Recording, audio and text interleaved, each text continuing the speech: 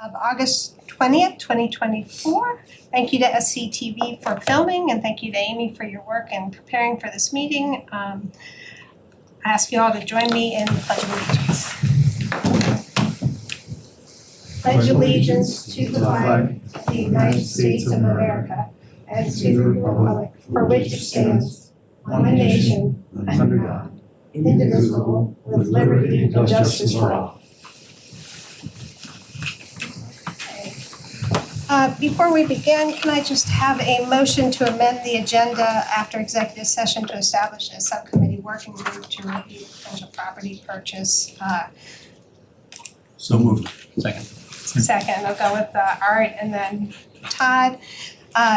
Any further discussion? All in favor, please say aye. Aye. Okay, the agenda is amended.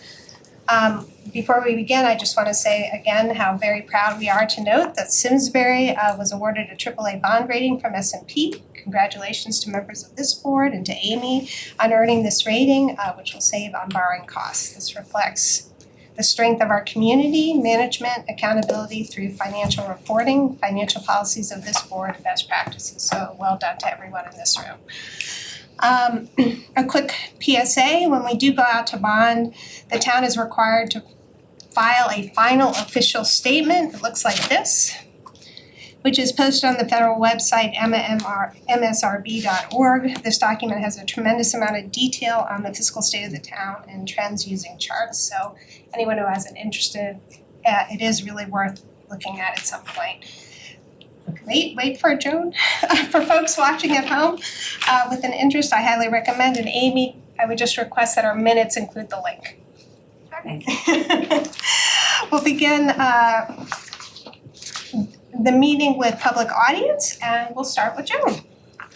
Joan Cole, 26 Whitcomb Drive.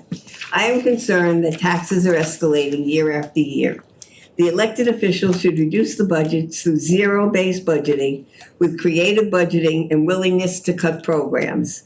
The Simscroft building on 2 Farms Village Road is up for sale for $998,500 and pays $17,513.11 in taxes.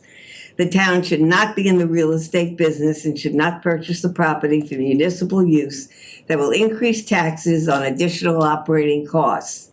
The town should be using their political capital to regionalize special education, redistrict the schools, and place the 6th grade at the junior high. This would reduce about 400 students in the elementary schools, leaving a reconfiguration of the schools. Presently, there are 5 elementary schools that will be reduced to 4 schools. The elementary schools should be divided into K through 2, 3 to 5, leaving 1 school empty with fewer administrators. One of the vacant buildings could be used for a standalone police department. All the elected officials should collaborate to show restraint in expenditures. A charter revision commission should be convened to eliminate many of the boards and commissions that have not over the years added value to the town. According to the findings of Lisa Heavner after thorough review, abatements should not be used for economic development. The Recreation Department has run a deficit of $151,000. This is not viable long term. At the present time, the golf course has shown an increase in revenue. However, with a recession on the horizon and discretionary income reduced, golf is expensive to play and expensive to maintain. The town should be forward-looking and invite a golf management company to manage the golf course and the restaurant. Many towns and private clubs have management companies to provide access to many golf courses, provide increased purchasing power to reduce costs, and have been an asset to the players. The Board of Finance should be forward-thinking and demand restraint. All of my comments will be posted on Simsbury Patch and Twitter at Joan Coe. Thank you for listening. And I'm going to hear better at home, so I'm going to put on the TV. Thank you. Thanks, Joan. We'll get to Amy in just one sec. We did receive an email from Amy letting us know that the audit is about to begin. We were asked whether we wanna have them come in and meet with us. If we do, that's, an option, we can set that up. If we don't, I was just gonna ask Amy to please convey to our auditors the importance of getting the audit done on time. It's been late the last 2 years, and we've had it presented in March in the middle of the budget, which is just not workable.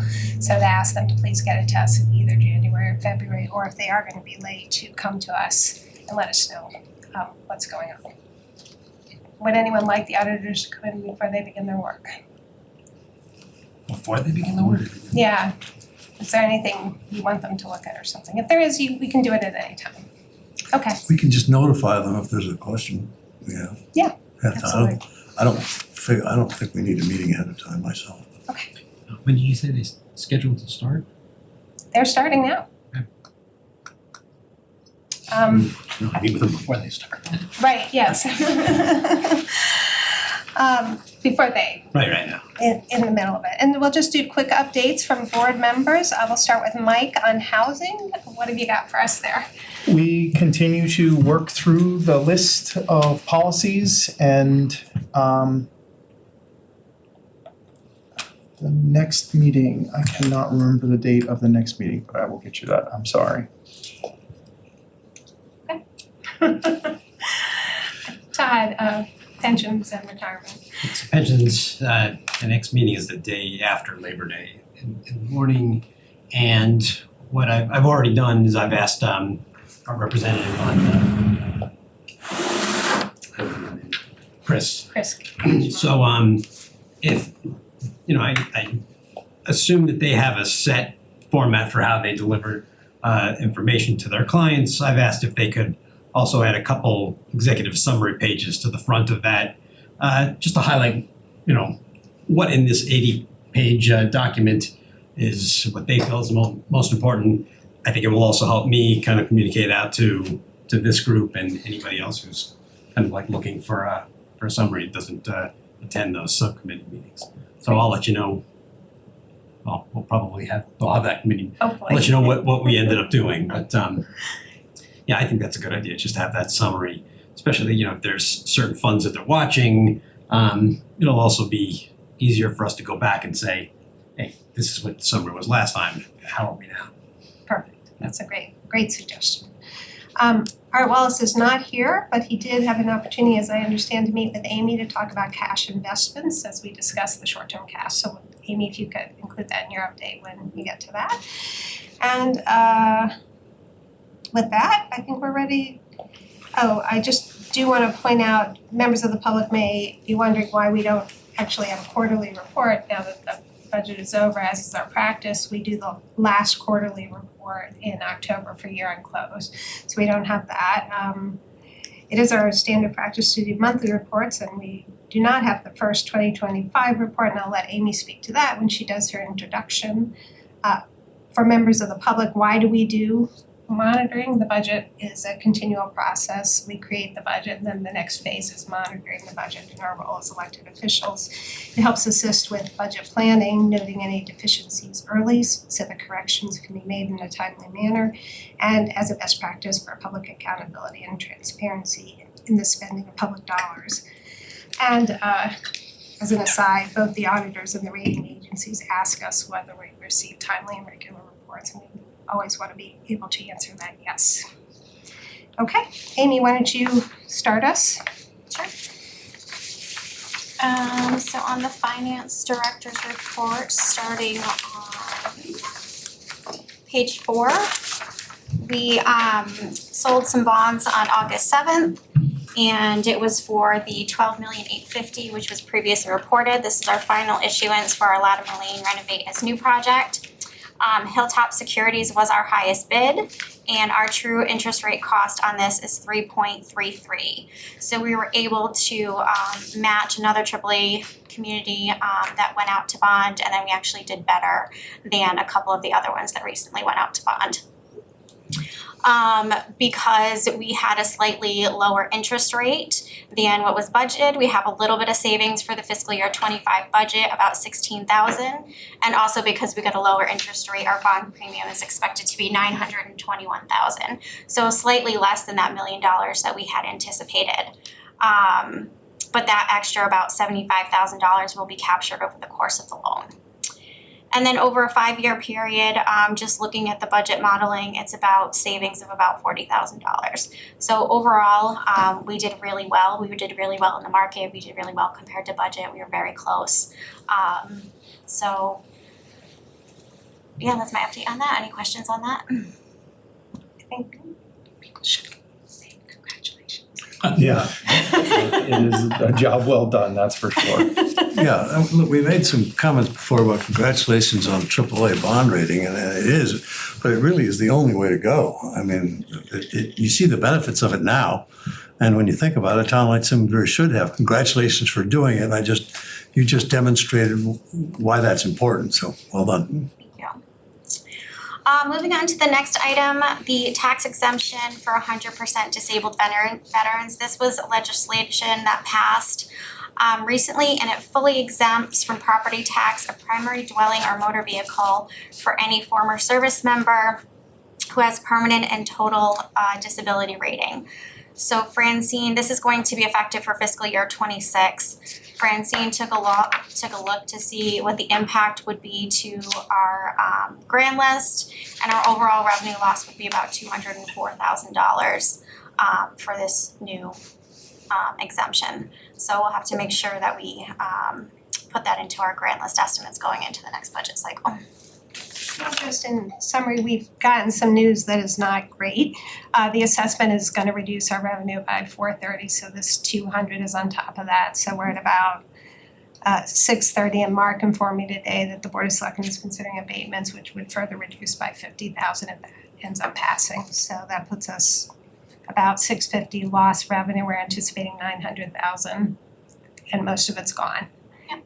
But we are hopeful that the grand list will improve by October. Yeah, Francine will have those estimates for your October meeting. On the tax exemption, what does that $6.3 million represent? That's the assessment value of the veterans or former service members living in home that have the overall assessment of all of those individuals combined for their primary dwelling or motor vehicle. So for members of the public, Amy, the way that would work is you take the 6.3, multiply it by 70%, times the mill rate divided by 1,000. Correct. Our fraud risk assessment, this is something that we had put in the budget, the capital budget for our last budget period. We had issued the RFQ for this that we issued on July 22nd. The responses were due on August 9th. We had a healthy number of responses, which was nice. We had about 7 responses. So we'll be going through those within the next couple of weeks to award the contract and determine a timeline for commencing the assessment. So this will knock off one of our management comments on the audit. I'm sorry, can I go back to the exemption for the Oh, disabled? So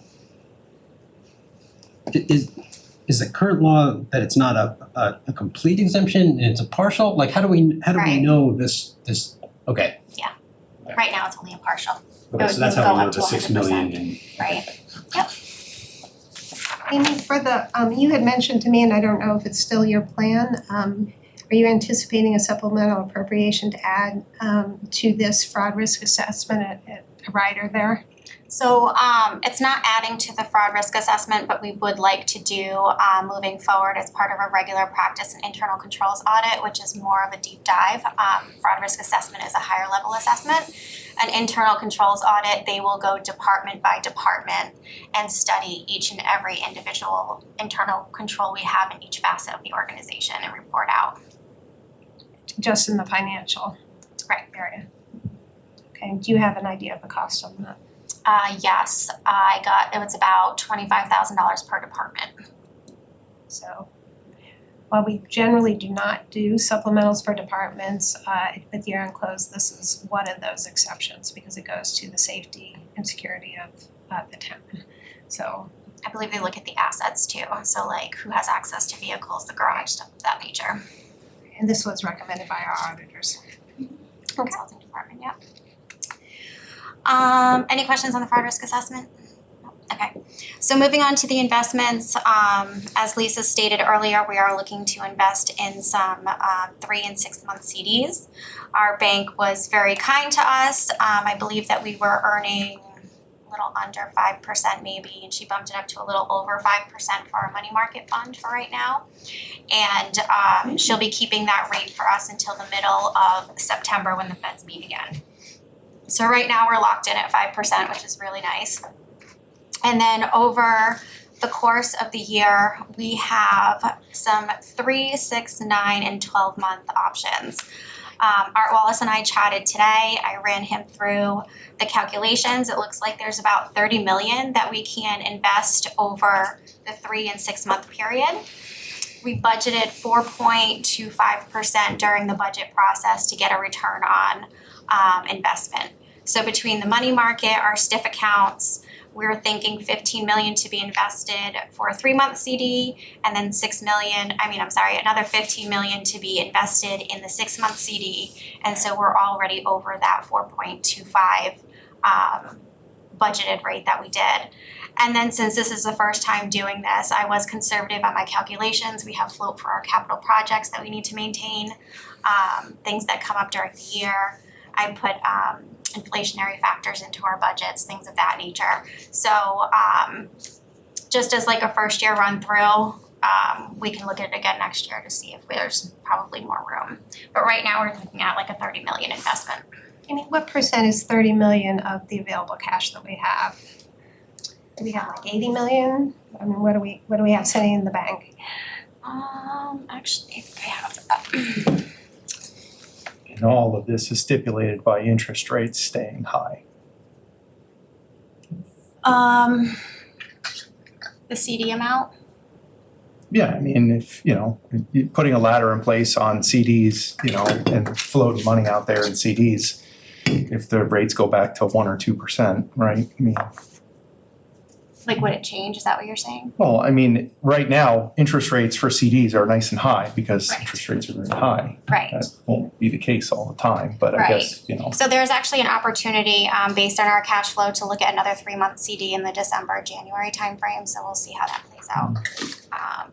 well, they're not going down that fast, hopefully, so, because that would be a scary thing. But our cash available right now, I think, is around 90,000. Everything, our STIF investments. So it's Oh, I about said 90,000. Sorry, Yeah. 90 million. Better not be 90,000. so that's about a third of our money we would tie up then. And we had talked about looking into other towns, how much they tie up in CDs and percentage.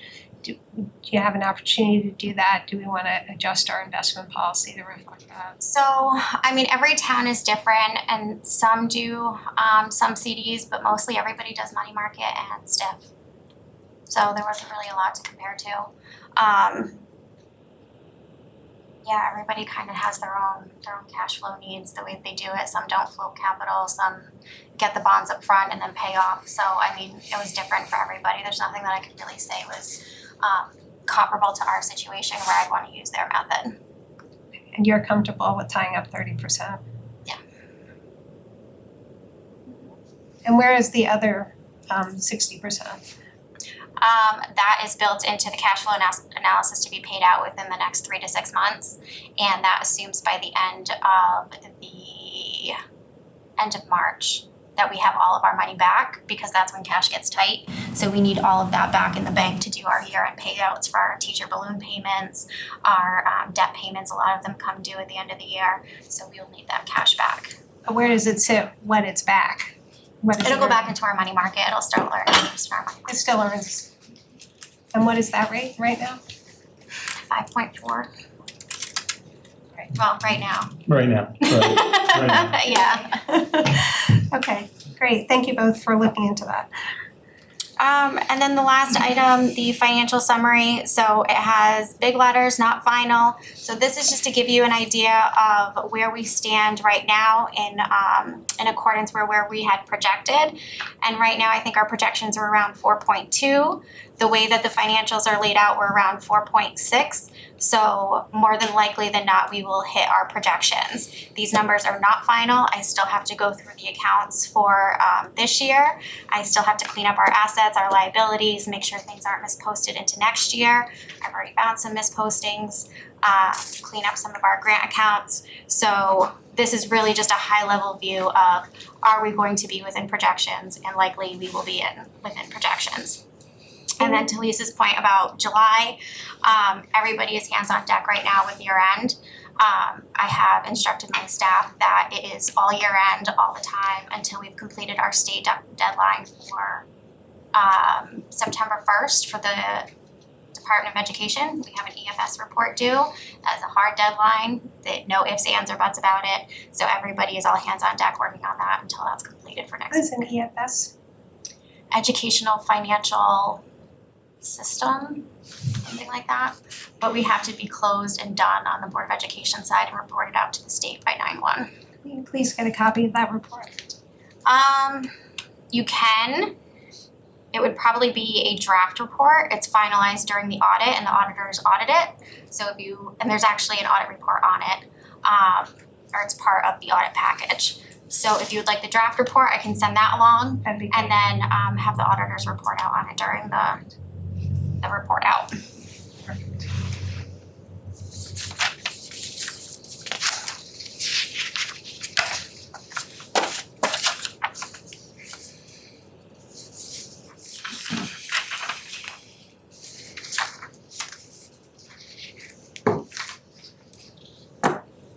There are a few other comments on town clerk, finance department, library. Do folks have questions for Amy on those other areas?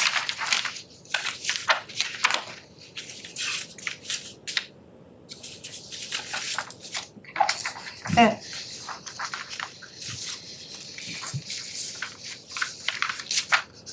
We will then go into the numbers. So Amy, why don't you walk us through and sort of go, you know what, before we do that, I knew there was something. I wanted to give Mark and Wendy a chance if they had any updates while we're doing town updates on financial related topics. I don't. Wendy, anything from your side? Not that I know of off the cuff right here, so Okay, I'm thinking of. all right, Amy. So the revenues are about 3.5 million over budget. The same themes that we have walked through before, our tax collection assumption rate, our investment income. We had a huge payout for our conveyance fees towards the end of the year, and our pilot money making up the majority of that overage. And then we also had some Board of Education funding for our building rental income and tuition revenue. So nothing there that's surprising or spiked out. One thing of positive news, the insurance refunds that we budgeted, 0 for fiscal year 25.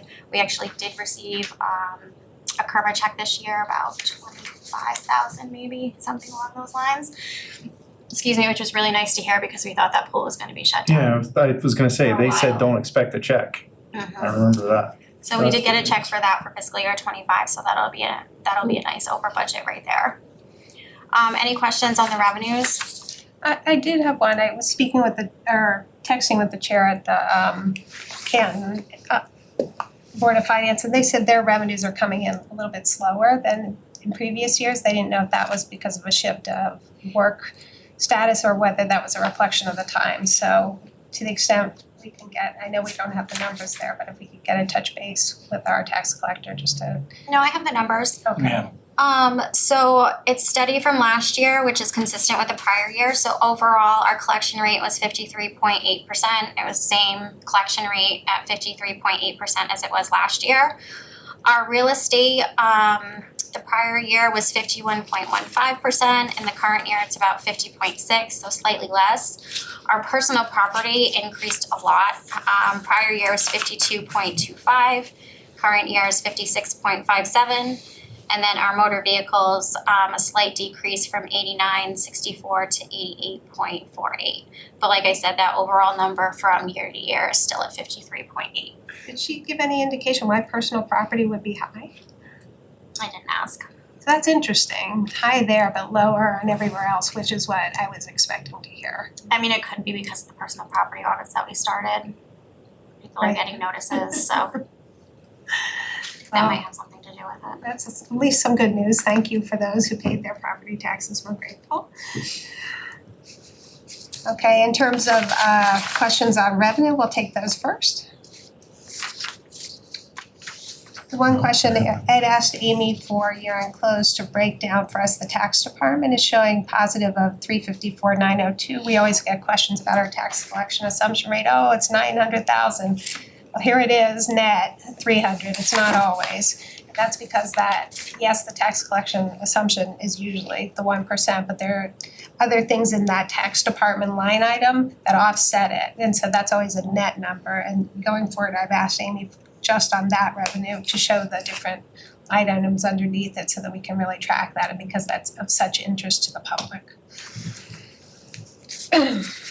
Okay, I think we're ready for expenditures. So expenditures to date, bottom line, underspent by about just over $1 million. Again, this is mainly related to staffing vacancies, the benefits associated with staffing vacancies. We had some pension annually required contribution savings during the year. We had some utility savings, and it looks like we had some savings in our professional development and the general government line item for the majority of them. Hey, before you move on, one thing about the education budget and the town budget, then even though we think of them as one, they're legally two distinct budgets. So the savings on the town side, the turnbacks are about 1.4, and there's a deficit on the Board of Ed, because our charter doesn't actually permit us to do transfers between the Board of Ed, so that would be a supplemental appropriation. So just to clarify, just for the public, it looks like the town is coming in positive 1.4 million, the Board of Ed is coming in with a deficit, this will be the third year in a row, deficit of about 324,904. But Amy is optimistic. Are you optimistic that that will go away with grant money? So, I mean, I hope so. I haven't looked at all of the accounts yet. I can tell you off the bat, I know of $100,000 that hasn't been moved out to one of our other funds yet. So, I mean, it's probably around $200,000 right now. But like I said, until I go through all of the accounts and go through the exercise for closeout, I won't know until the numbers are final.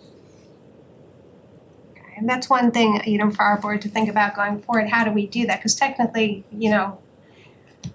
municipal governments are not credit cards where you can overspend and pay back later. They're debit cards, so there has to be money in the bank before you spend it. And so those require supplemental. I understand the accounting is tricky with the Board of Ed, but I asked Amy to look at how can we do that to make sure we're getting the supplemental appropriation before the overspend. Instead, oops, we overspent, we need it now.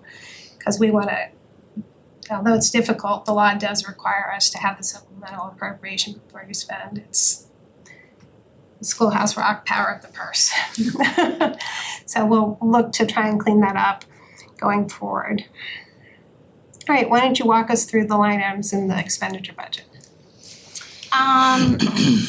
Sure, like overall the staffing vacancies, the finance department is showing over right now due to the increased bank fees. We actually need to allocate those out to each of their individual departments. They're sitting in finance right now, but tax shares in those, building, town clerk, basically any departments that take in funds and utilize our bank accounts. So that will be in the positive after that reallocation is made.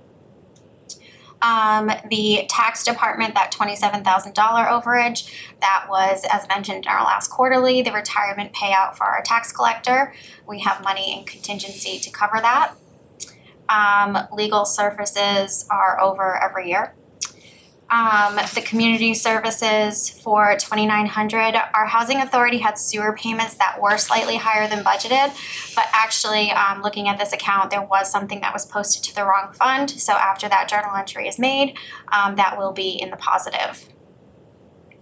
The police department for the increased state for dog licenses, we just had an increased number of payments.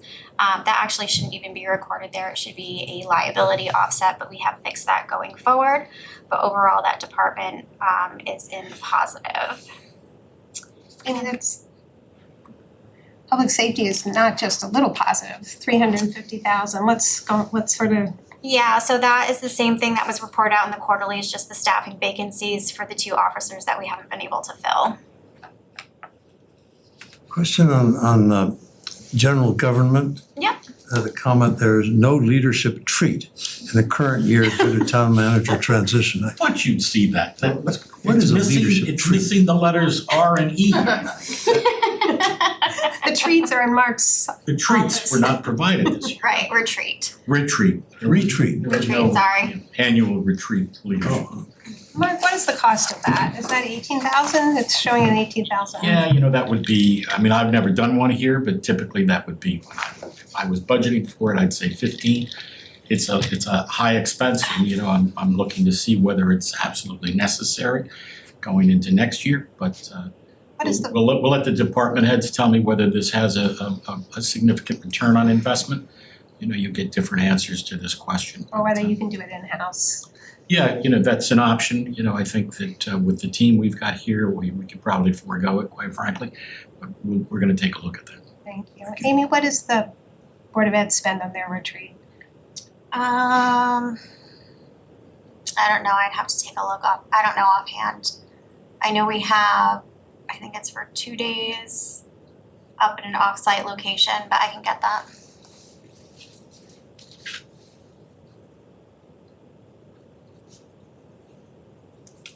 Or any other questions on general government?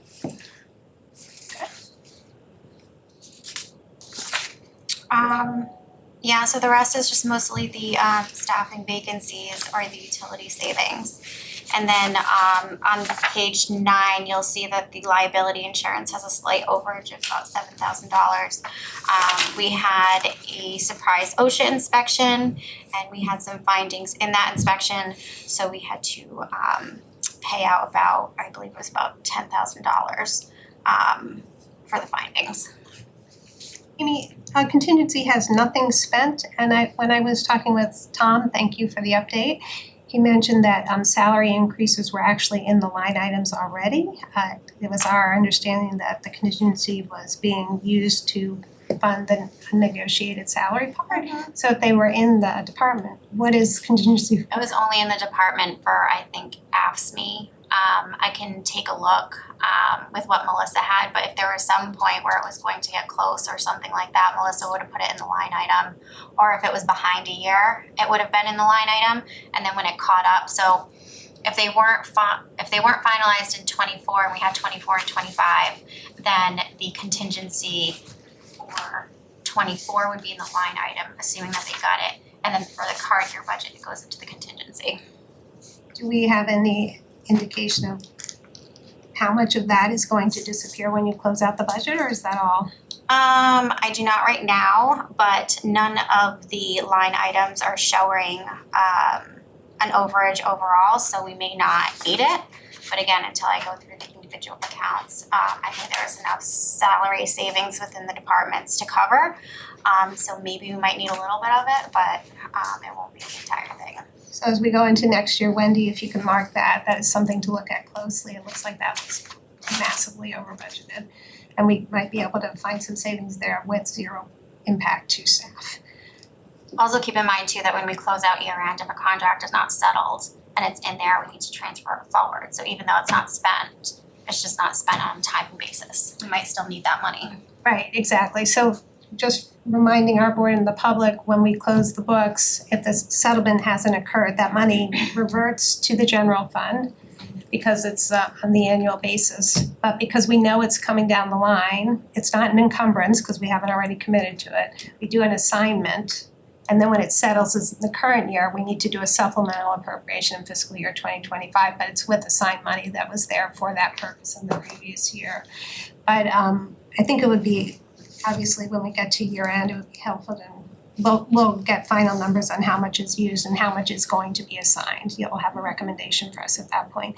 But that could reduce the 1 million that we turn back. And so that's why I was trying to get an understanding of what the turn back might. Yeah, it likely won't be that much.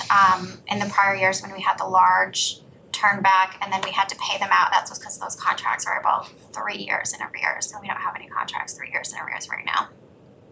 We just have 1 year in arrear, right? Not anymore. Well, AFSCME was. AFSCME, yeah, that's the one we'll have to pay for, but we think, Tom, you think that's already been budgeted for? There's just whatever presented, we're talking like just under 14,000. 13,800 or For 2 years. something. That's using, 3,000 over the contingency for FY '24, and then 10,800 for FY '25. and that's because some of that budget was already incorporated in the line items, so you don't, because the total amount of the settlement was about 500,000. And we budgeted pretty close to it. Alright, so that's a good item for all of us to remember to look at when we get to next budget cycle. Okay, you wanna keep going on that? Is there anything else on expenditure side?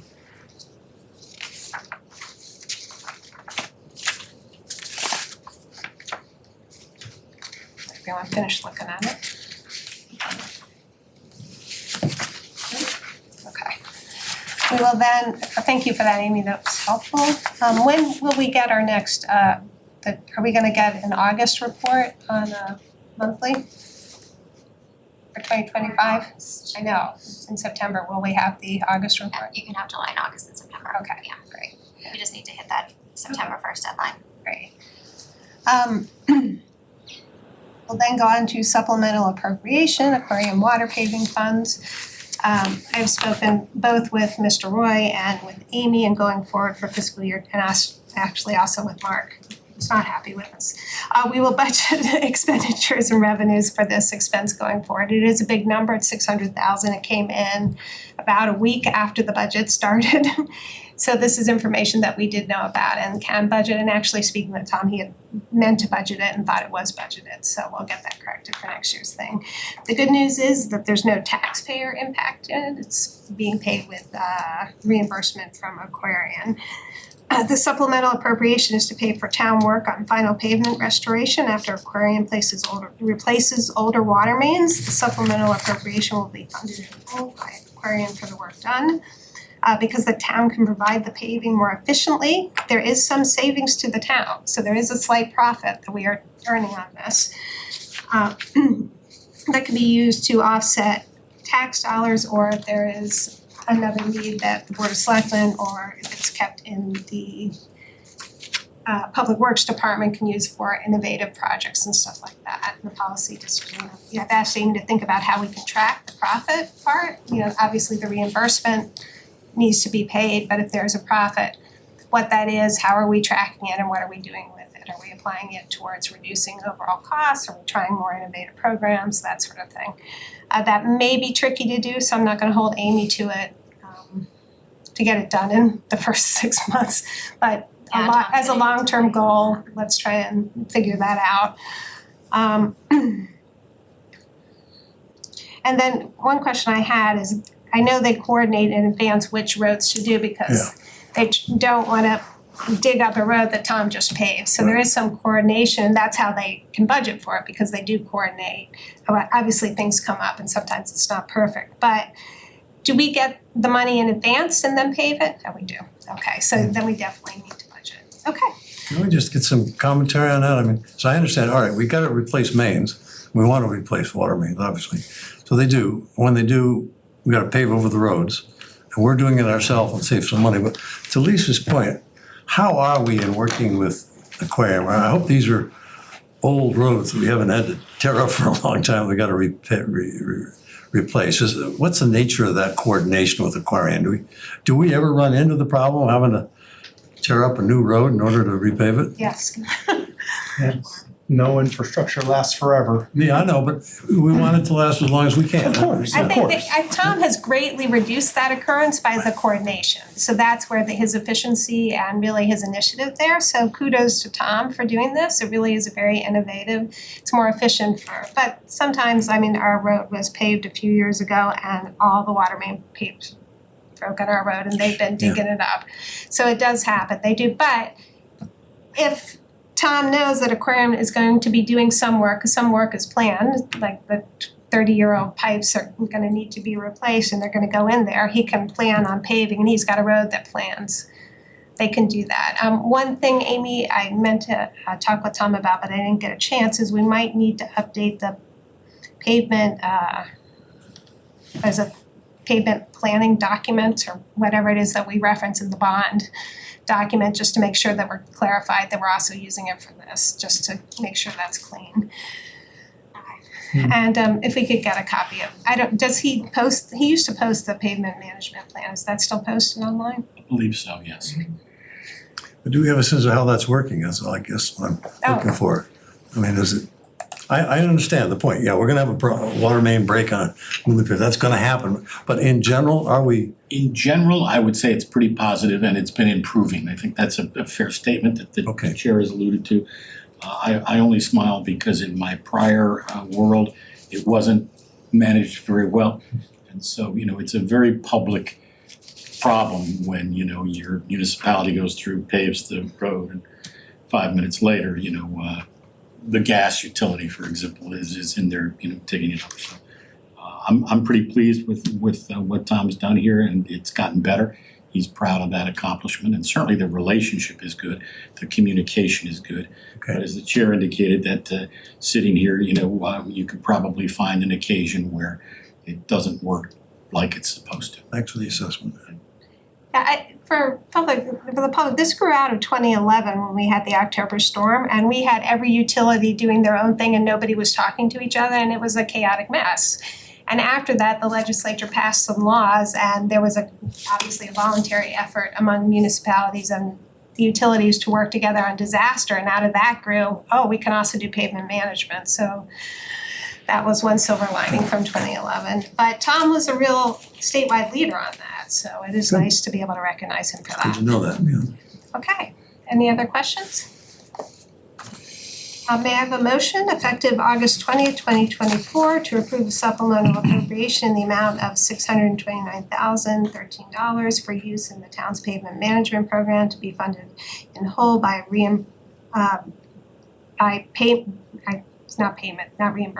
payments by the Aquarium Water Company.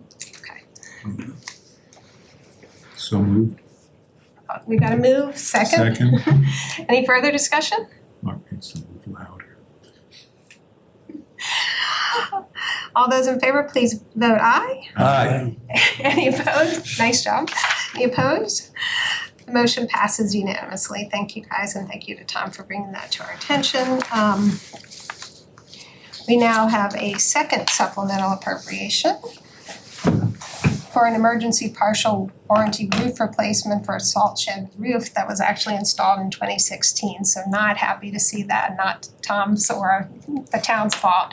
But the board is being asked to approve a supplemental appropriation to replace the salt shed roof and the amount of $50,000 with, and I talked with Amy, and I think we're doing it from the capital reserve fund, right? Which we had appropriated couple years ago and still has about 50,000 left, so we can close that out. This is to replace a roof that was installed in 2016 with a then anticipated life of 20 years, so obviously we did not hit that.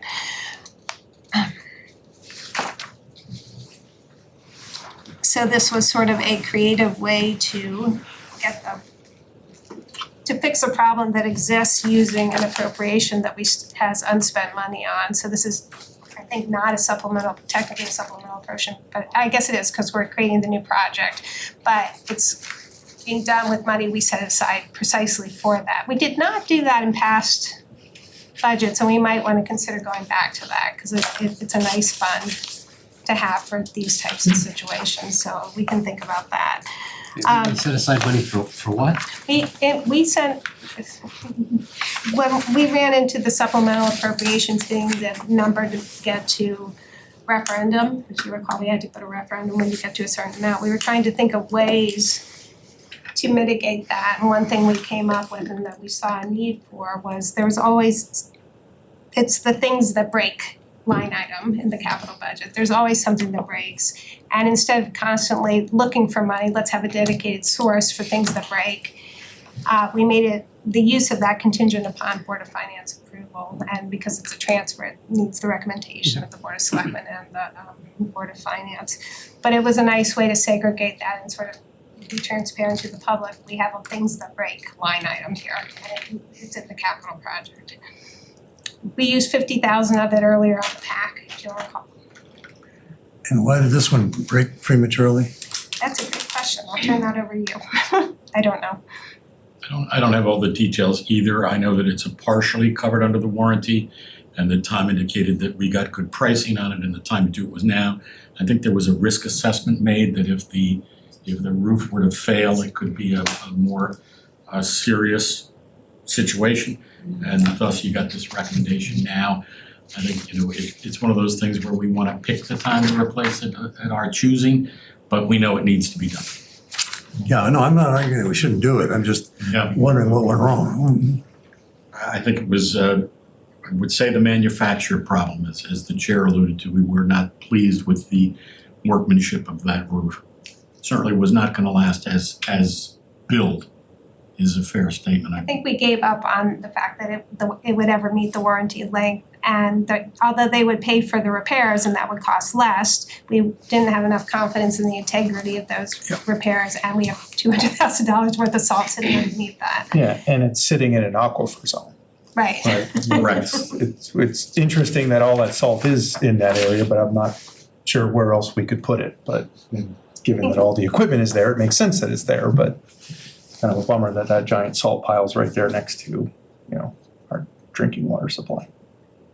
Does it go without saying we're not buying the same product? Yes. Okay. Seems like a prudent move. Then may I have a motion effective August 20th, 2024 to approve a supplemental appropriation to replace the salt shed roof in the amount of $50,000 with funds from the capital contingency project appropriation. So moved. Second. Any further discussion? All in favor, please say aye. Aye. That motion carries unanimously. Thank you everyone for that. Do I need to say upon the recommendation of the Board of Selectmen, please. if you will accept a friendly amendment upon the recommendation of the Of Board of course. Selectmen? I accept. Yeah, I Okay. mean, the motion you made isn't the same one that's in the. No, because I talked with Amy and we were able to take the money out of the capital contingency appropriation. We shifted that.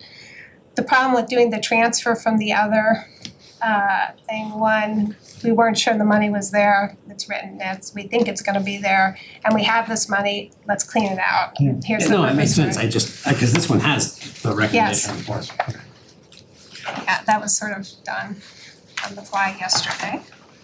Okay, we are next gonna move on to policy review. We do this every year, as you saw from our AAA bond rating. That's one of the things they note, that we have good policies, and that's due to the hard work of this board who put in a lot of effort. I do wanna, at this point, really recognize both Bert and Amy who put in a year's worth of work on the supplemental budgetary transfer appropriation, and we'll go through that one in a little bit of detail. And I asked Amy to put it up for the public because there are some significant changes in that, and because not all lawyers and municipalities do the same thing. There's a conflict in the law in a few pieces.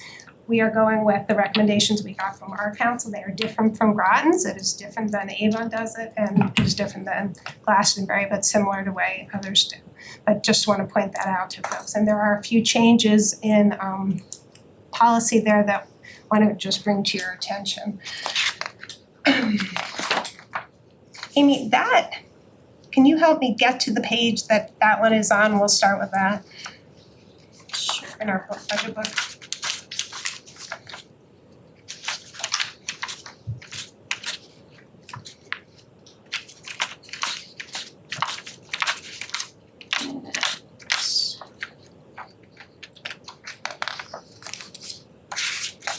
It's going to be, I think it's 67, is that it, Amy? Yep. I think I've got 67. 71. I think it starts on 67 in our package. Yeah, I have it. 67. 67 67 I have as the non-lapsing. Oh, I might have this is the That's revised. what's up there, Yeah, that's what up's there. 67. We have Yeah, 67 in our I have the old packet packet. at 67. I have the old packet too at 67. Oh, okay, That's why. that makes sense then, 71, yeah, the new Okay, packet. 67 or 71, Yes. depending on which package you have. So just for members of the public, an appropriation is a legal authority to spend. It only refers to expenditures. It's not about the revenues that you have. Staff, unelected, are not able to spend money unless there's been an appropriation. That's the general rule. The general rule is except when you can, because there are some exceptions to that general rule, and we'll sort of walk through that. But and it's fundamental to American democracy. It's the power of the purse, separation of powers. We saw that come to play recently in the near last decade when President Trump wanted to take money to build his wall, and Congress said, you can't do that, we didn't appropriate the money for that, and they got into that huge battle. So that's where that comes into play. And what we did is basically lay out how our appropriations are done in town. This board has committed to, and we did that in our budget motions, that we do appropriations on the operating budget by department and on the capital budget by individual projects. We also do appropriations in whole by special revenue funds. Even though there is a non-tax revenue in special revenue funds, they need to be appropriated, and there are some exceptions there, and we'll go through that as well.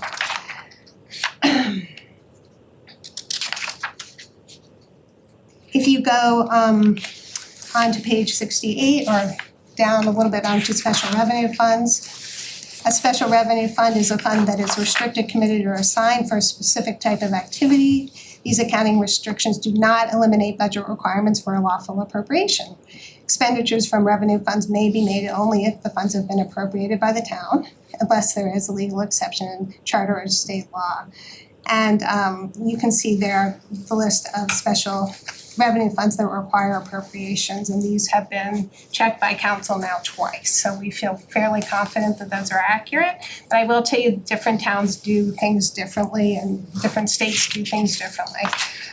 But the thing about the appropriating body is they decide how to make the appropriations. Our charter says by department or by function, and we have always in the past done it by department. Same with state law, says by department or by function for the operating budget. There are exceptions. Expenditures from following funds may be made without prior appropriations. They're not technically special revenue funds. They're more in the trust capacity. We're holding the money for people, so they don't need to ask us to spend their money.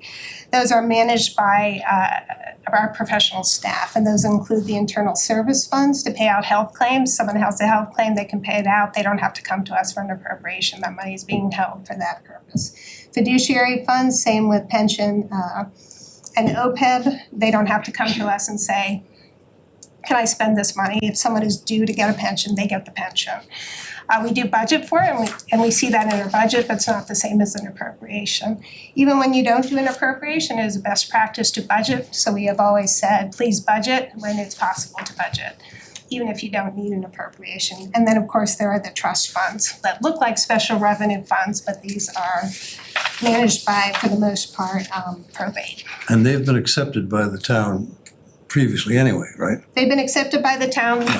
The town does not need to come to us Right. to the Board of Finance to get approval for that. They go to the trust, the representatives of the trust to do that. So that is done outside of that, but we do report on that.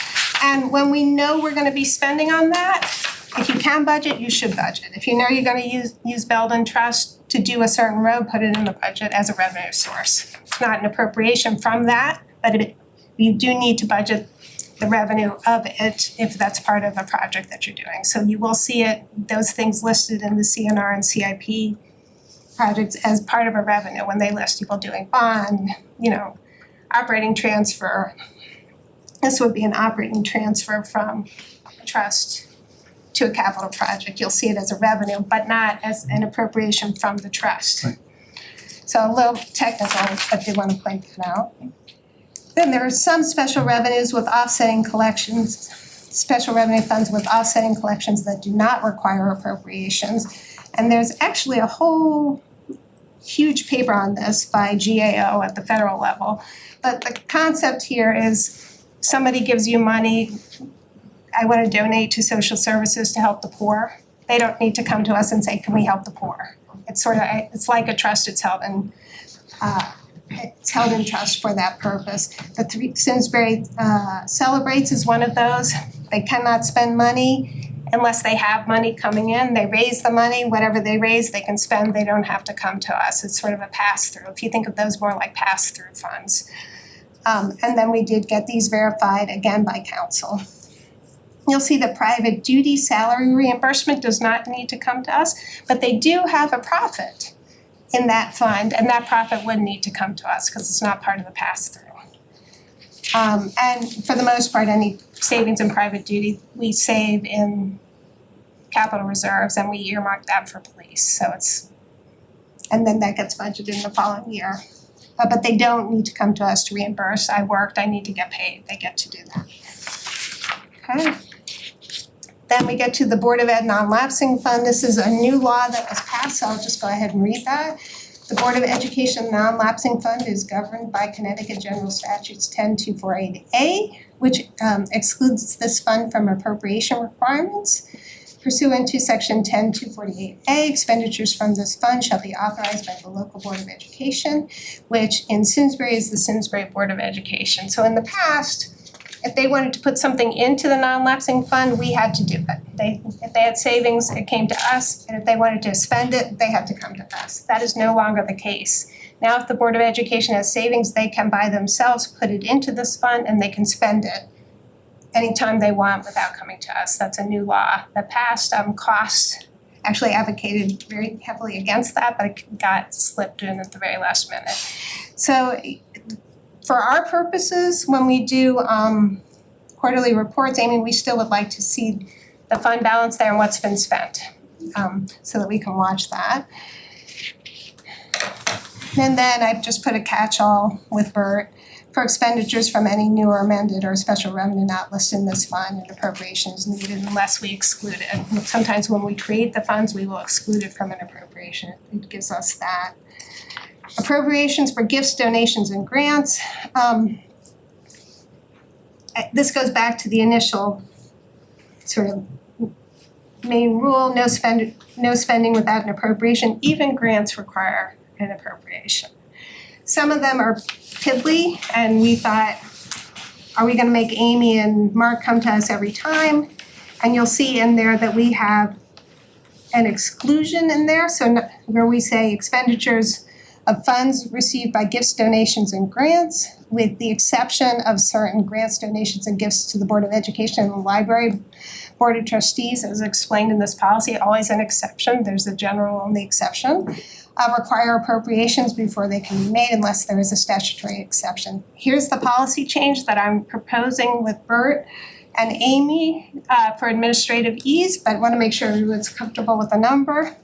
Notwithstanding the foregoing, it is the policy of the Board of Finance that gifts, donations, and grants, which one have been made for restricted or specific purpose, they're not just given to figure out what to do with later, and are under $20,000, may be expended without prior appropriation in the year in which it is received, but only if two conditions are met. The gift or donation or grant does not require a town match. Obviously, if it requires a town match, you can't spend it unless you come to us. Or the expenditure, gift, or donation or grant will not necessitate new or future operating costs. If it's a commitment to new or future operating costs, we need to see that. Where those conditions have been met, the Board of Finance will vote at year end for a pro forma supplemental appropriation and close out. So we would just clean that up at the end if people are comfortable with the $20,000 level. We did have some talk, $5,000, but. What is our check for against a gift for something we don't want? So all gifts have to be received by the Board of Selectmen at over $1,500. Is it still $1,500? And the Board of Education, I think the same amount. So they have to formally accept it. And there are some gifts that, sometimes you get offered estate sales and they want to give lots of paintings, but we don't have anywhere to hang them and it's very hard. We don't want to. Or for policy or cause that the Yeah. town doesn't want to accept, right? Yeah, exactly. So it does have to go through a formal process there. And then you'll see the exceptions under the Board of Education and the library are governed by slightly different statutes. So thankfully the Board of Education takes care of all those on their own through their process. Reimbursements for special education. So this is where Can we just go back up? Yeah. I mean, the 20,000? Yeah. So that's for the individual gift donation grant, right? Yeah. It's- someone gets a gift for Tai Chi that you just got for $3,000. Does that need to come to us for an appropriation? Right now it does, that's what the law says. We can do it through this policy and say, yeah, it needs to come to us, but we're gonna grant it, it's being paid 100% by the grant, we'll just do it at year-end cleanup. So just so that Mark doesn't have to keep churning. No, I get the thing, but I mean, I'm just wondering whether that 20,000 shouldn't be it should say something, I think, about it being the individual gift. I mean, each individual gift has got to be under 20. Not cumulative, you mean? Well, Yeah, that makes sense. Well, my next thing is, do you want to have, in the span of 6 months, a year that, you don't want to go over $500,000, something like that. No, that makes sense. Because, the 20,000s can add up. I mean, we were just talking about 15,000 for a retreat, and can we find an alternative for that? I mean, we should have some sort of, I think, cumulative cap within a time period. That makes sense. And I don't have a number to suggest other than $500,000 that I picked randomly. So Bob D used to always tell me 300,000 is considered de minimis. So I would do like 250 just, and then they can come to us. I mean, right now they have to come to us for everything. So this is very generous. Have we ever received 250,000 in gifts? No. Having a flood of donated cash is, I think, what we call a good problem. Yeah, Yes. yeah, exactly. I'd be all right if it was 750 instead of 500,000, right? But I don't know. I think that makes sense to put a cap in it. We do that in the charter with supplemental appropriations. We cap it at no more than 3%. We could do it as a percentage of the budget even, no more than 1% of the budget. Just kind of throw it out there for conversation. I mean, No, I think if that's a it's good not in there, suggestion. maybe this was something that was considered already No, not considered. I think it's a great suggestion.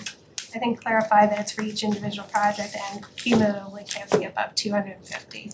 That makes sense. Okay, you good with that? I mean, gifts could be a good thing, but No, but no, to your point, suppose there was a tragedy and everyone in town donated $10,000.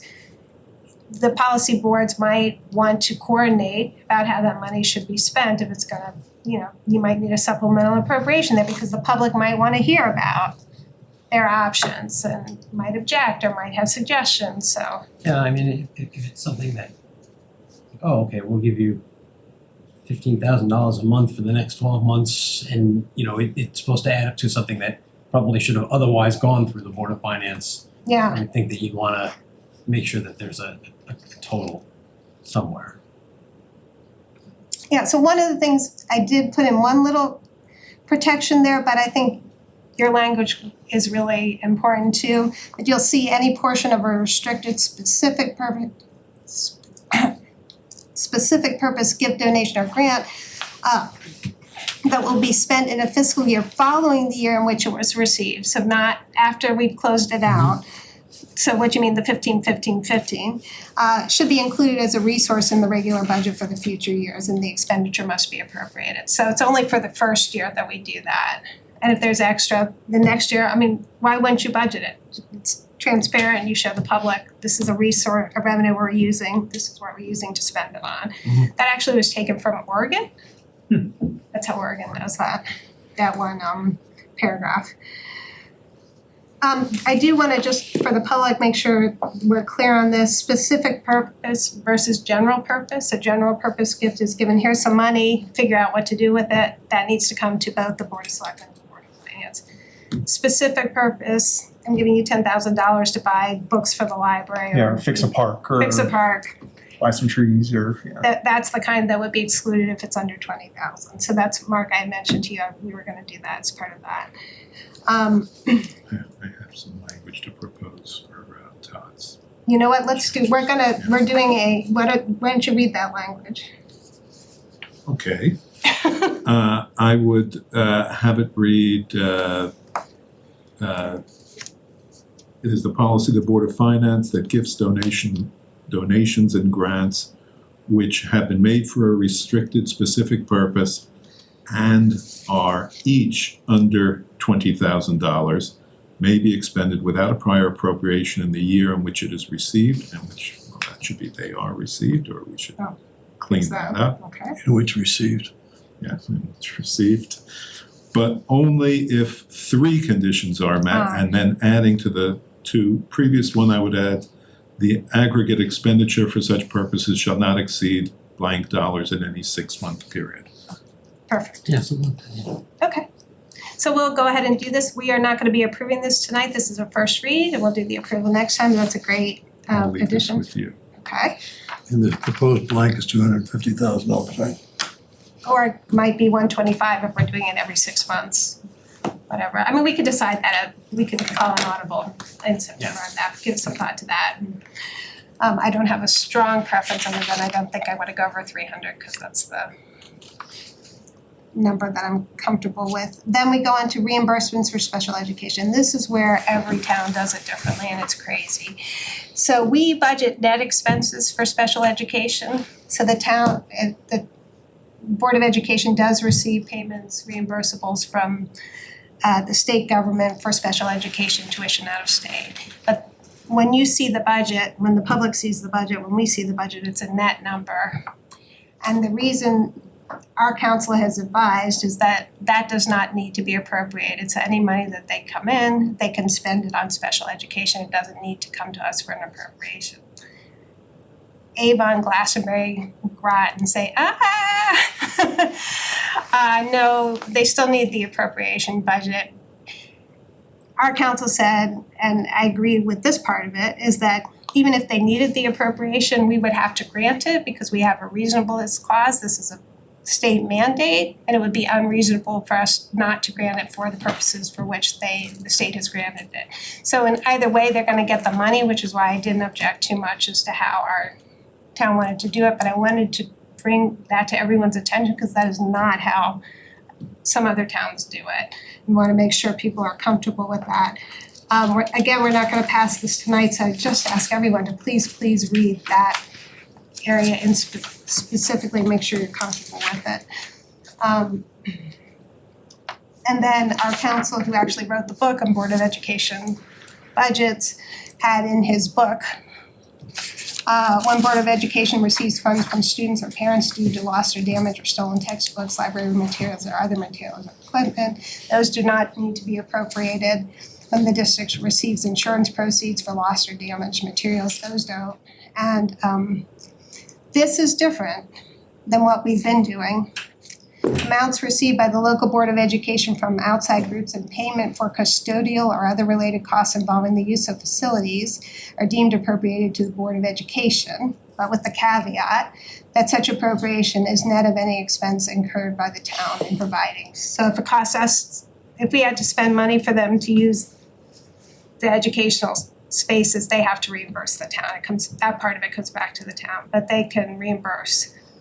We have in the past not done that, but it does look like the law does permit that, and Board of Education Council did recommend that, and is literally language taken directly out of that book. But again, because it is a slight change in how we've done it in the past, I did want to bring that to your attention. Then we have the transparency in budgeting and reporting. For public transparency and accountability, it is the policy of the Board of Finance to budget each fund, whether or not an appropriation is required, whenever reasonable estimates of future spending are available. So in other words, if we know we're gonna spend it, let's make sure we tell the public this is where we're getting the money and we're gonna spend it. You wanna reduce, as a best practice, off-budget spending.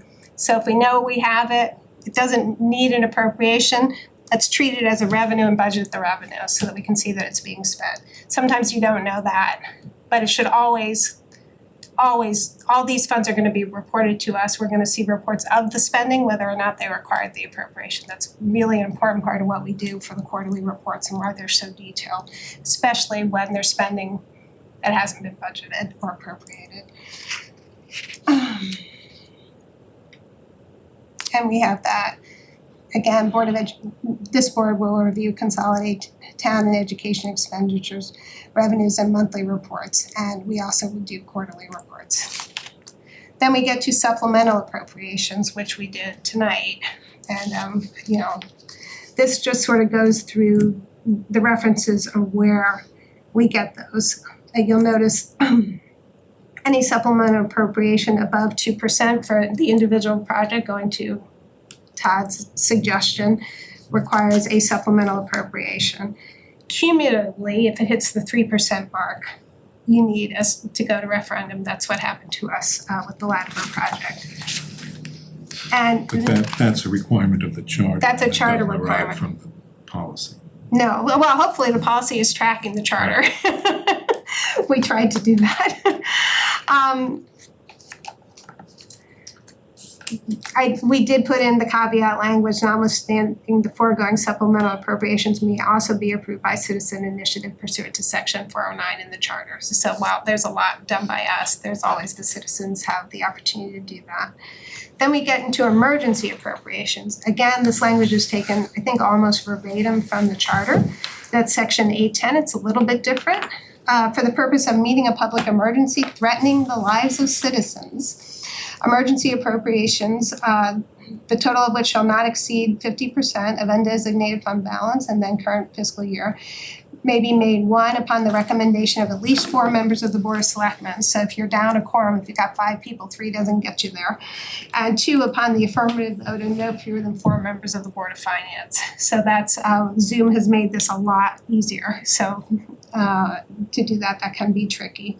In the absence of sufficient general fund resources to meet such emergency appropriations, additional means of financing shall be provided, and that includes borrowing. Again, going through the approvals, they have to have that recommended by the Board of Selectmen, approved by the Board of Finance. Supplemental appropriations for the Board of Education are governed by Connecticut General Statute, Section 10-222.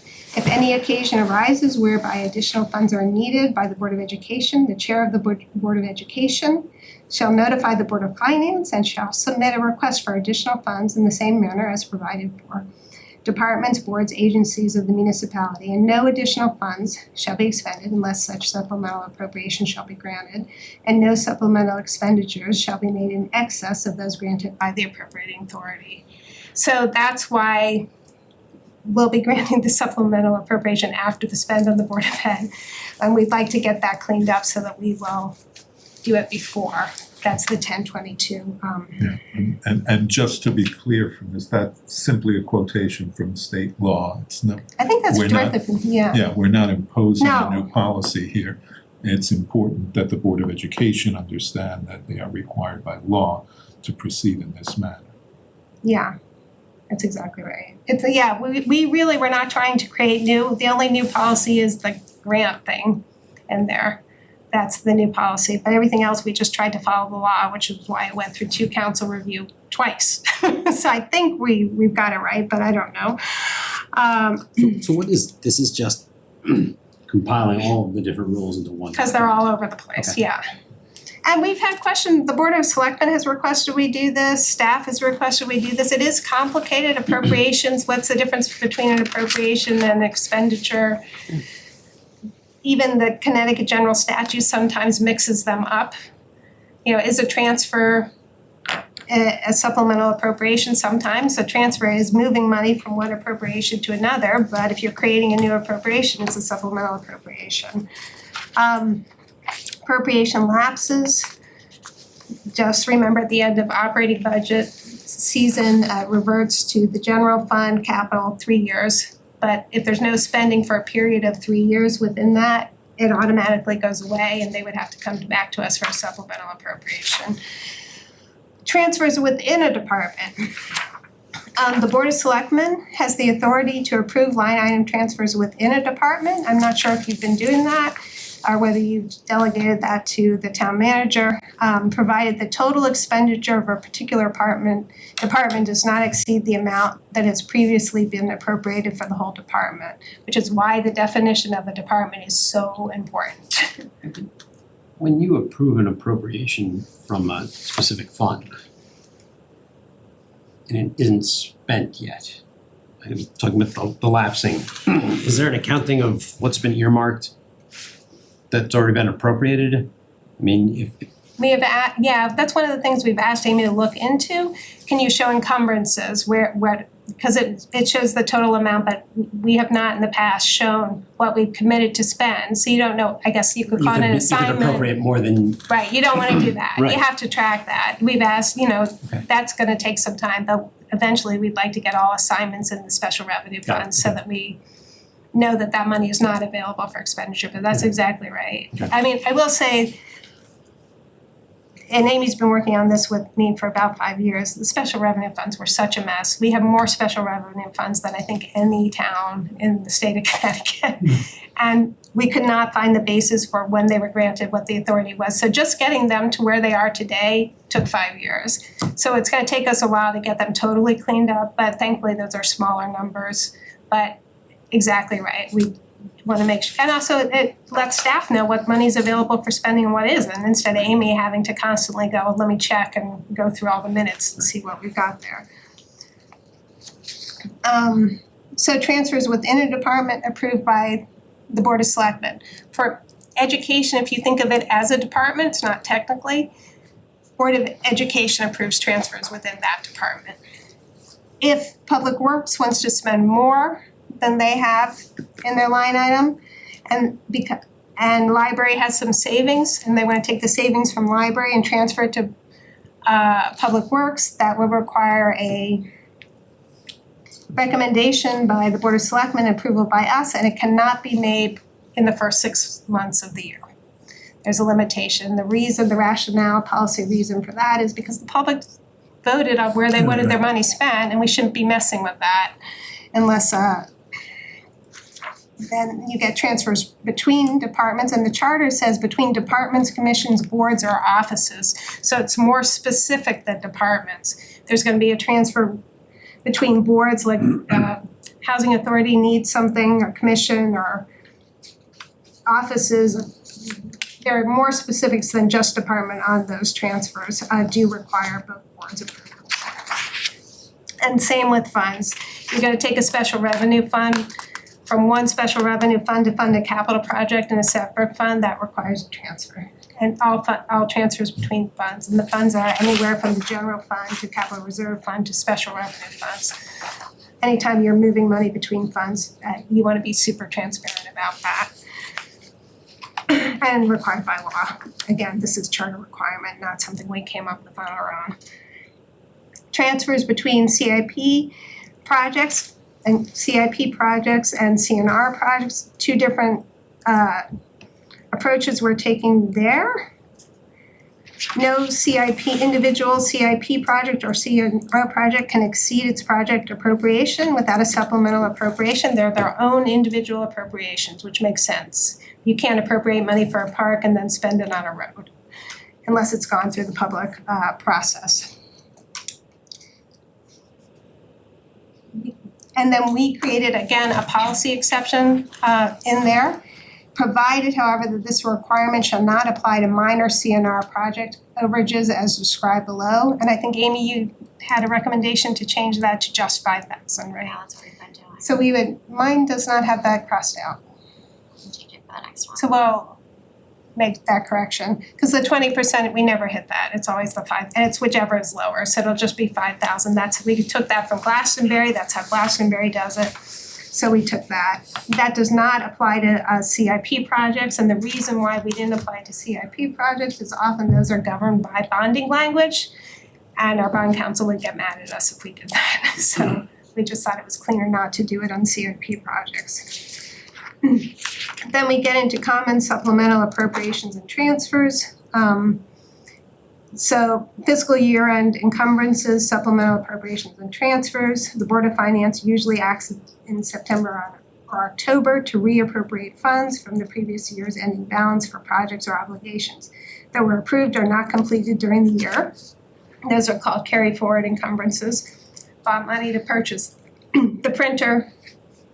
I don't have to pay for it until August, but I've already committed to it. It's a commitment that's carried forward. It's called an encumbrance. So, but because it's being spent in the next fiscal year, it's a supplemental appropriation. To fund a new project that cannot reasonably wait until the next budget cycle, and so that's rare that projects cannot wait till the next budget cycle, or as a transfer to the capital reserve fund or other funds. Mid-year transfers are done when the Board of Selectmen recommends to the Board of Finance a supplemental appropriation for an unbudgeted project. Overages, perhaps we had that one year with Public Works, 35 storms in 30 days. They went over, we had to do a mid-year transfer. So that would be done with currently budgeted dollars. The Board of Finance, I was the first selectman at the time, and they said, great, you overspent, understand you overspent, find savings in your budget elsewhere, and I'll transfer it. They didn't let us do from capital reserves. Grants or unanticipated revenues can be done at any time, especially when there's no town match. So when those come in, we'll appropriate them. Emergency appropriations is governed by the town charter section 810. And then budgeted contingency for settled negotiated contracts are treated a little bit differently because we do budget for those, but we budget for them in a separate line item. Appendix A then has the list of departments unless the Board of Finance votes the departments separately during the budget. We, as you recall, in our budget, this policy had not been passed, so we defined departments in the budget, and those will serve as the basis for what can be over and under. When a department goes over, it'll be what we approve. But if for some reason a Board of Finance does not remember to make that motion, these will be the default departments that we'll use as the basis for our appropriations. And then Appendix B just lists the definition of funds. One of the things that Bert was gonna, I think, mention about the emergency appropriations. You were. The language in there, we have that in different places in the multiple. Yes, I very much wanted to make that point. The language here may conflict with policies regarding emergency appropriations in other governing documents, and so we would like to add a provision clarifying that our policy as expressed in this document supersedes any conflicting language in other town documents, although we could also try to clean up those documents at the same time. Right. But as I know from other areas of my life, those documents will from time to time be amended in ways that are confusing. So this will be one policy to rule them all. So this is the controlling document? Yes, exactly. And then the reason why we're doing this is council has now reviewed this twice. I think we used the specific charter language there, but as you review it over this next month, take a careful look at that as well. I'll make sure people are comfortable with that. And then the other policy changes that Amy had in there, I don't know if you had a chance to look, but they're very quick. Red line, I would say, was there anything, the one substantive thing to consider is our general fund reserves. We have listed those between 15 and 17. GFOA recommends 2 months of reserve, which is like 16.6%. I have, for many years, unsuccessfully argued to try and get it to 16%. I'm very happy that we got it to 15 to 17%, but that's one thing. Amy, did you have a recommendation on that? No, I'm comfortable anywhere within that range. Just keeping it at 15 to 17? Okay. Yeah, we have our bond advisor look at the AAA rated communities in comparison, and as long as we fall within those, I'm fine with it. Oh, I thought you were recommending a change. I must have misread that. Okay. No, so for the fund balance policy, it says anything over 17% we can move out to capital reserve, and by practice, we have not been doing that. It's been anywhere between 15.5% to 16%. So I changed the 17%, I think, to 15.5 or 16, I forget what it is, Oh, to be in accordance with what we So do. we wanna transfer, so that doesn't mean we have to transfer 15%. If we know of a big lawsuit coming where we think we're gonna need money, we wanna keep a higher reserve. There may be reasons why we don't, okay.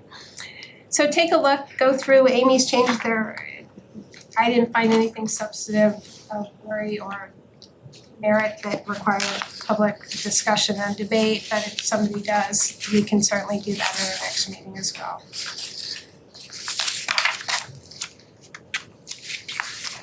Let me make sure I got all that.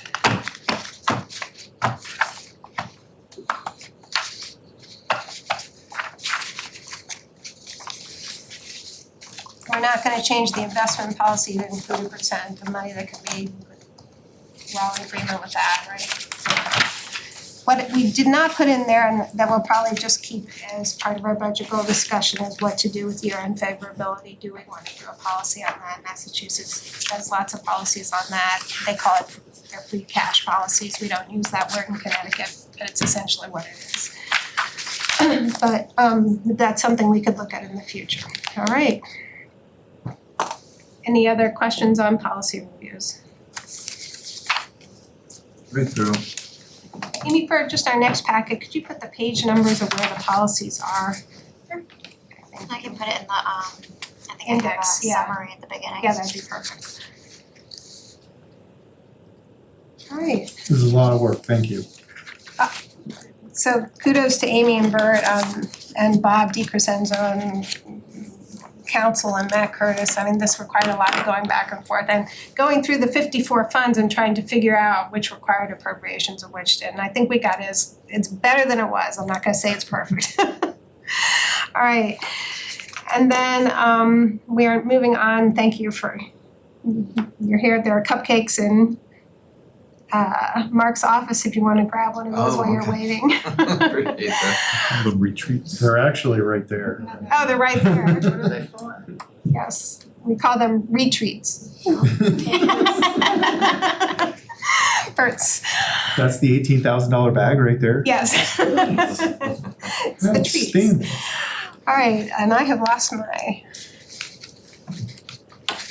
We're up to the budget discussion. okay, we're up to budget discussions. Then, talking with Amy, we are not gonna get probably year-end close until October. We're not gonna get the grand list until October, which means we're not gonna be able to do the tri-board in October. So we'll do that in November. Plan on that for November. Once we do have the grand list numbers, Amy, if you could get us an updated budget modeling tool. If you can get it to us like a week or two before the October meeting, that would be helpful if Francine has that ready.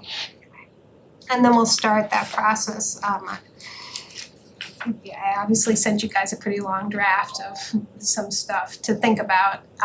But one of the key things I think we need to sort of gel around in September is our goals, and the type of things we've been discussing have been, what does the tax increase look like? Where are people gonna be comfortable? We'll have the COLA for Social Security in October. Do we wanna reduce capital spending and therefore debt service in the years going forward, given grand list projections and revenue projections? Do we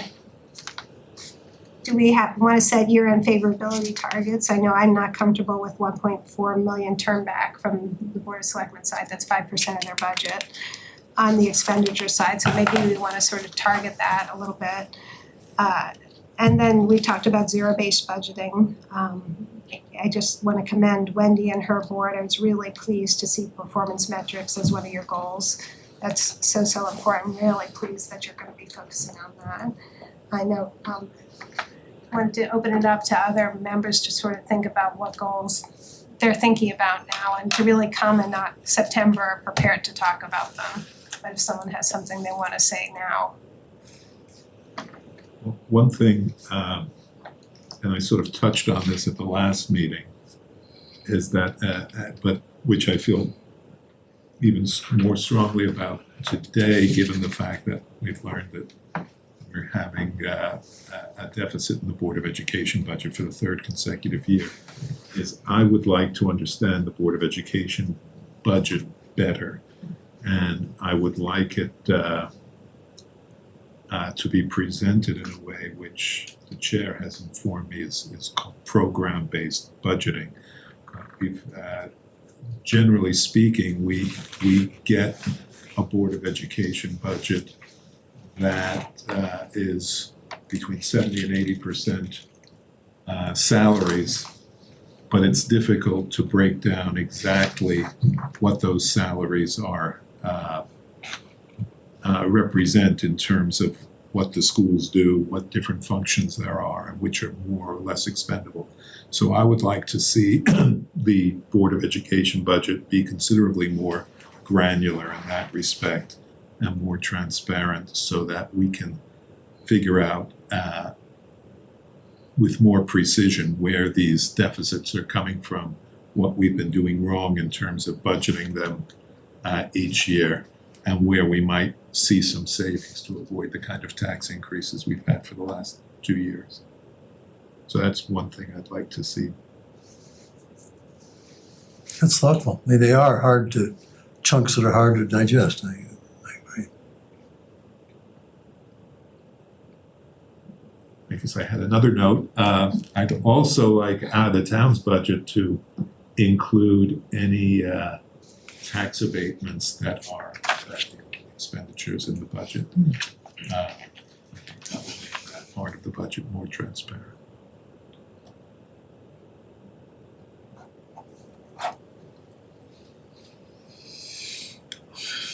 Mike? One of the things, Amy, when we get that draft report, September 1 for the Board of Ed, does that give more detail? Because right now we just get. Not really. It's very much program driven, so there's like some information on special ed, there's some information on nutrition services, but it's not a super detailed report. It's what the state uses to calculate our per pupil cost.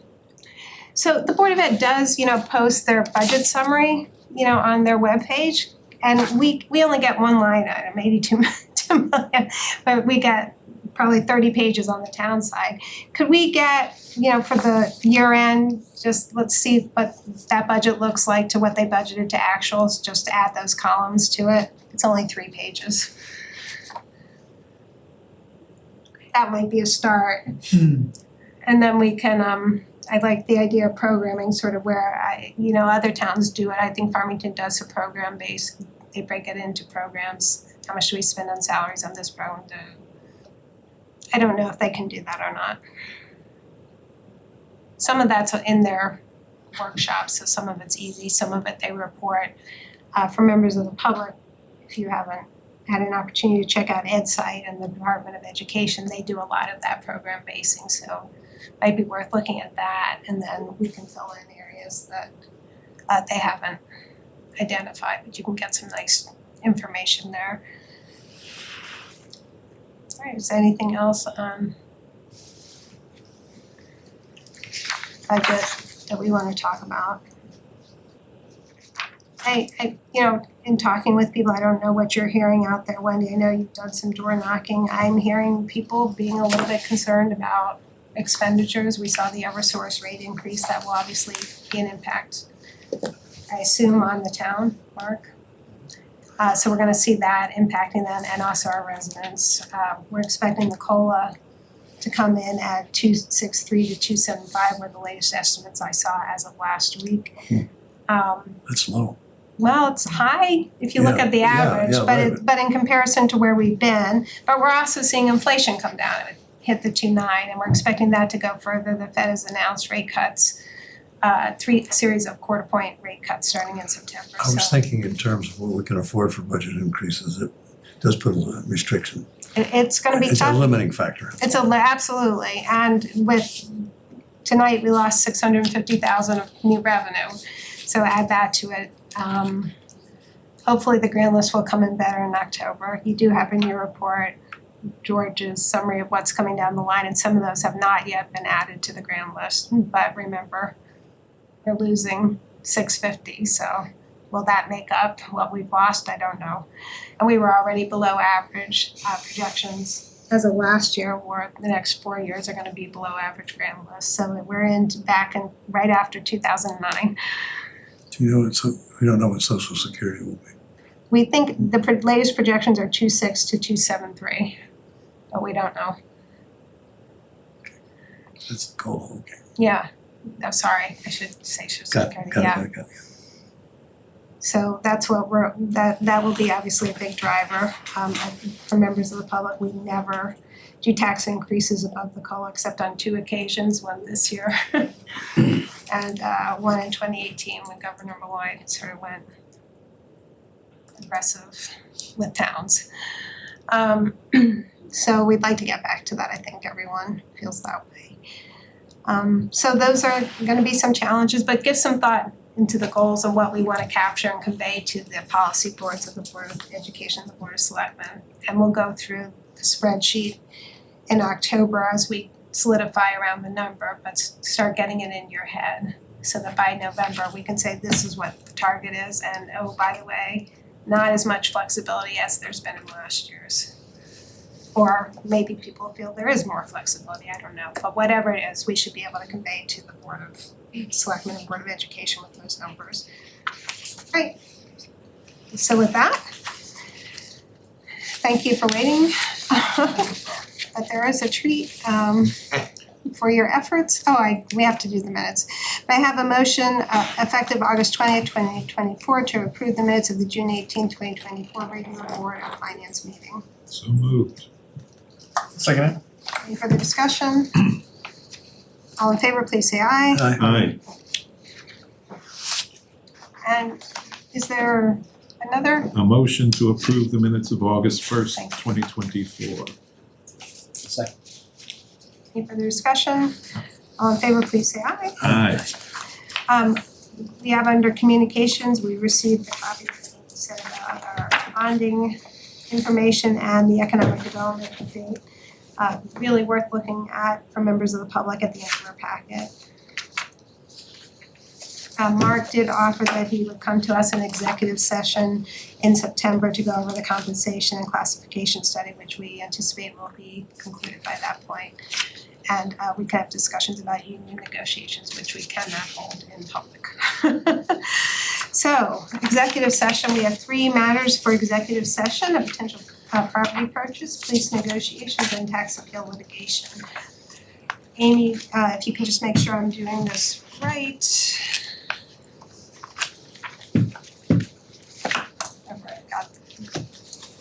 Pursuant to Connecticut General Statutes 1-206B, discussion of strategy and negotiations with respect to collective bargaining for a unit represented by IPO. Pursuant to Connecticut General Statutes 1-206B, review of tax appeal litigation, and pursuant to Connecticut General Statutes 1-206D, sale or purchase of real property present in executive session to include members of this board, the town manager, the deputy town manager, and director of finance, and I forgot your first name. Michael Harrington. Labor Council. Yes. Okay. Is there anyone, did I miss anyone? Okay. All in favor of moving to executive session? Aye. We, See you guys. I don't get a cupcake, I guess. you can take a cupcake. I got That's all right.